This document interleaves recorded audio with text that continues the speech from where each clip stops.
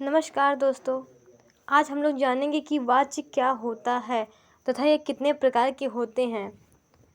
वाच्य का अर्थ होता है बोलने का तरीका। जो हम लोग बोलते हैं, जिस ढंग से बोलते हैं, ये वाच्य कहलाता है। इसके 3 प्रकार होते हैं। हिंदी में वाच्य के 3 प्रकार होते हैं। पहला कृतवाच्य, दूसरा कर्मवाच्य और तीसरा भाववाच्य। ये तीनों वाच्य के प्रकार हैं और इनमें 3 विशेष नियम भी हैं।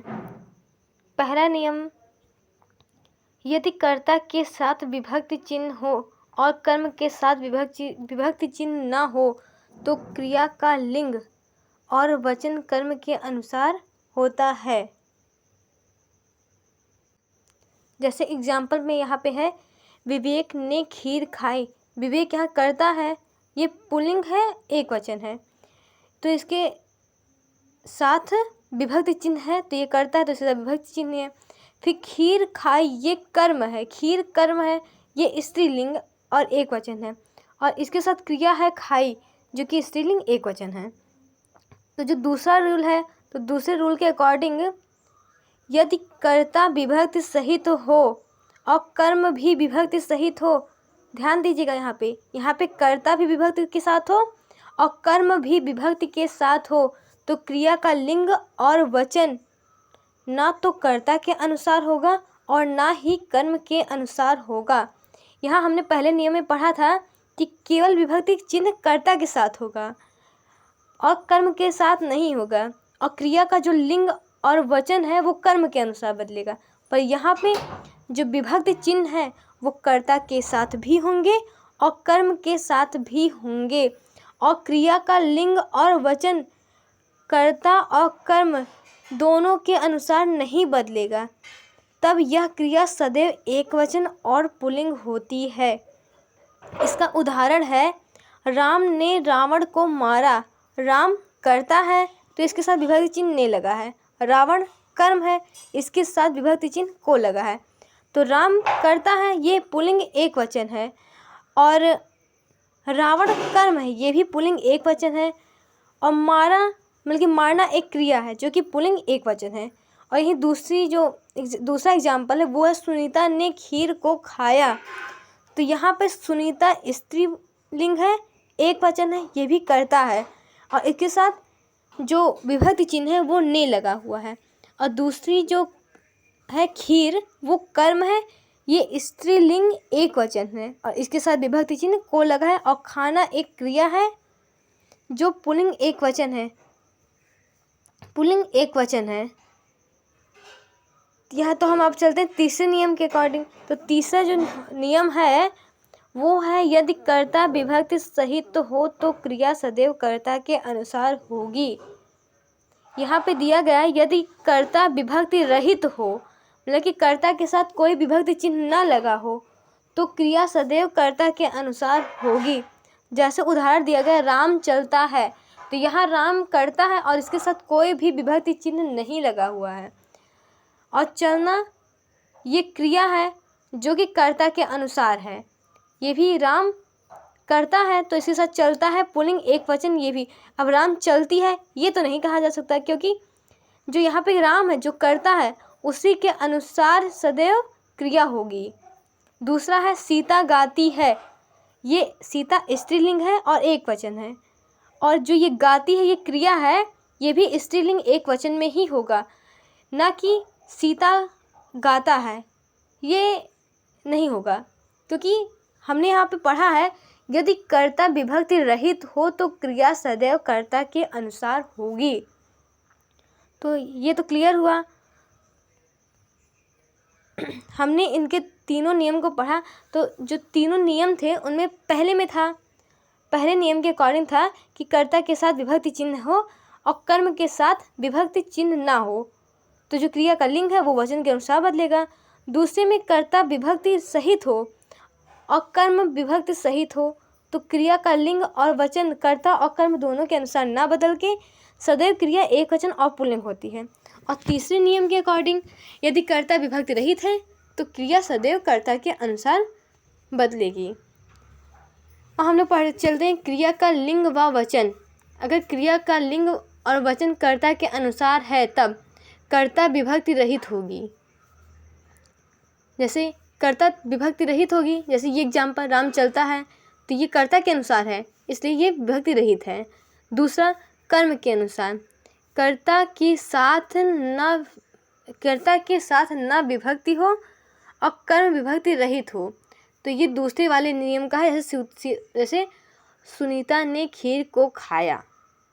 और भाववाच्य के अनुसार, जैसे भाववाच्य कर्ता व कर्म दोनों विभक्ति के साथ हो, तो ये पहले वाले नियम का अनुसरण कर रहा है कि दोनों सही। तो जैसे विवेक ने खीर खाई, तो ये तो हुआ क्रिया का लिंग व वचन। हम लोग वाच्य को विस्तार में पढ़ते हैं। तो जैसे पहला वाच्य था कर्तृवाच्य, तो इसके अनुसार यदि वाक्य में प्रयुक्त क्रिया का लिंग और वचन कर्ता के अनुसार बदले, यहाँ पे क्या लिखा गया है, यदि वाक्य में प्रयुक्त क्रिया का लिंग और वचन कर्ता के अनुसार बदले, तो वहाँ पे कृत्यवाच्य होता है। कृत्यवाच्य में क्रिया अकर्मक और सकर्मक दोनों हो सकती हैं। अकर्मक और सकर्मक दोनों क्रियाएं हो सकती हैं। जैसे उदाहरण दिया गया है, राम चाय पीता है, तो राम यहाँ पे पुल्लिंग है, चाय स्त्रीलिंग है और पीता पुल्लिंग है। तो हमने ऊपर पढ़ा है, यदि वाक्य में प्रयुक्त क्रिया का लिंग और वचन कर्ता के अनुसार हो, तो वहाँ पे कर्तृवाच्य होता है। दूसरा एग्जाम्पल है, राम दूध पीता है, तो यहाँ पे राम दूध पीता तीनों पुल्लिंग हैं। नीचे सीता दूध पीती है, वे घूम रहे हैं, घोड़ा भागता है, कुमकुम खाना खाकर सो गई। तो ये सब आप लोग देख रहे हैं कि इन सब में जो क्रिया का लिंग और वचन जो है वो कर्ता के अनुसार बदल रहा है। जैसे सीता दूध पीती है, तो इसमें जो ये पीती है ये सीता के अकॉर्डिंग बदल रहा है, ना कि सीता दूध पीता है। यहाँ पर सीधे लिखा गया है कि क्रिया का लिंग और वचन कर्ता के अनुसार बदले। तो यहाँ पे आप देख रहे हैं कि क्रिया का जो लिंग और वचन है ये सीता के अकॉर्डिंग बदल रहा है। यहाँ पे वे घूम रहे हैं, ये इसके अकॉर्डिंग बदल रहा है। घोड़ा भागता है, अब घोड़ा भागती है ऐसा तो होगा नहीं, तो घोड़ा भागता है। कुमकुम खाना खाकर सो गई, तो आप देख रहे हैं कि यहाँ पे बदल रहा है। और यहाँ पे जो ये 3 स्टेप हैं वो है क्रिया का लिंग वचन पहचाने, दूसरा है कर्ता कर्म पहचाने कि क्या इसमें क्या कर्ता है और इसमें क्या कर्म है। जैसे राम कर्ता है और पीना, चाय पीना जो है उसका कर्म है, तो कर्ता कर्म को बदल कर देखें। ये इसके 3 स्टेप है जो कि यहाँ पे फॉलो कर रहे हैं। और यहाँ पे नोट में लिखा गया है, ने विभक्ति कृत्यवाच्य की पहचान है। तो जो ये ने विभक्ति चिन्ह है ये कृत्यवाच्य की एक पहचान भी है। जैसे सुनीता ने आम खाया, सुनीता ने खीर खाई, विवेक ने पुस्तक पढ़ी, विवेक ने अखबार पढ़ा। कर्ता के साथ विभक्ति हो और कर्म के साथ विभक्ति ना हो तो क्रिया कर्म के अनुसार बदलेगी। अब दूसरा हम लोग चलते हैं कर्मवाच्य। पहला तो कर्तृवाच्य हो गया, दूसरा है कर्मवाच्य। तो कर्मवाच्य मुख्य क्रिया सदैव सकर्मक होगी। यहाँ पे जो है मुख्य क्रिया केवल सकर्मक ही होगी। और जैसे हम लोगों ने ऊपर पढ़ा था तो वहाँ पे कर्तृवाच्य में सकर्मक और अकर्मक दोनों क्रियाएं हो सकती थी, लेकिन कर्मवाच्य में ऐसा नहीं है। कर्मवाच्य में केवल और केवल सकर्मक क्रिया ही होंगी। क्रिया का लिंग और वचन कर्म के अनुसार बदलेगा। उसमें कर्ता के अनुसार बदल रहा था और इसमें कर्म के अनुसार बदलेगा। और इसकी जो पहचान होती है वो के द्वारा होती है, और कर्तृवाच्य की जो पहचान थी उसमें ने विभक्ति चिन्ह मिलता है। तो जैसे आइए एग्जाम्पल जानते हैं।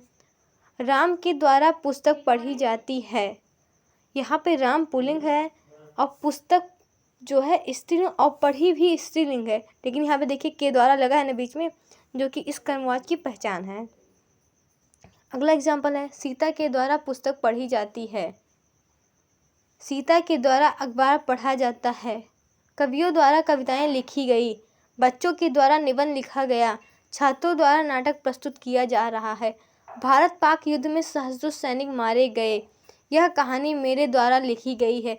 यहाँ पे जितने एग्जाम्पल मिले हैं सब में के द्वारा मिले हैं, जो कि इस कर्मवाच्य की पहचान है। अब तीसरा जो है वो है भाववाच्य। हमने कर्तृवाच्य पढ़ा, कर्मवाच्य पढ़ा, अब हम लोग भाववाच्य पढ़ेंगे। भाववाच्य में मुख्य क्रिया सदैव अकर्मक होगी।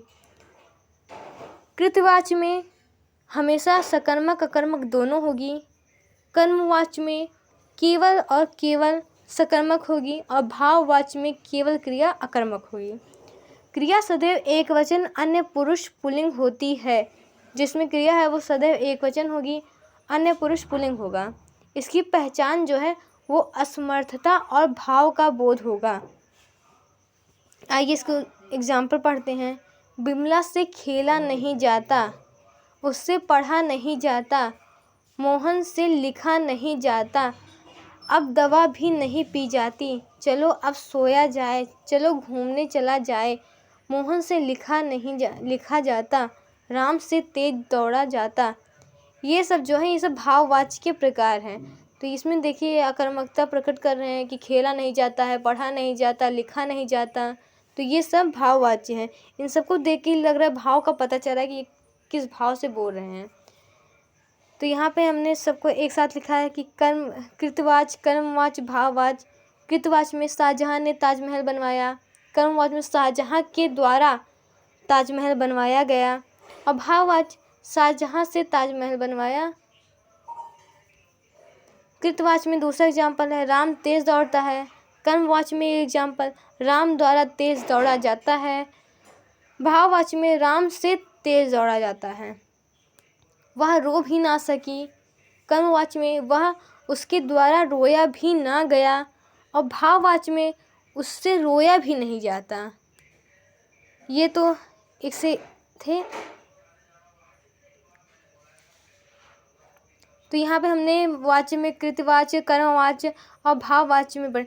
तो इसमें जो मेन है कर्म, इन सब में इसमें सब मेन बस ये है कि जो कृतवाच्य है उसमें सकर्मक कर्मक दोनों क्रिया होंगी, और उसमें जो विभक्ति की पहचान होती है वो ने होती है। जहाँ पे आपको ने विभक्ति दिखे समझ लीजिए कि वो कृतवाच्य है। और जहाँ पे पहचान के रूप में के द्वारा मिले और वहाँ पे हमेशा कर्मवाच्य होता है। जैसे मुख्य क्रिया में इसमें है सदैव सकर्मक होगी, और भाववाच्य में अकर्मक होगी, और कृतवाच्य में सकर्मक अकर्मक दोनों होगी।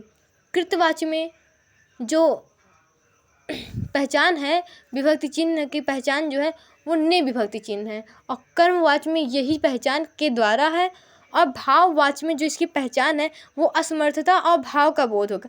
भाववाच्य बहुत सिंपल है, आप लोग उसे देख करके भी पहचान जाएंगे। तो उम्मीद है मुझे कि आप लोग को ये वाच्य समझ में आया होगा। धन्यवाद।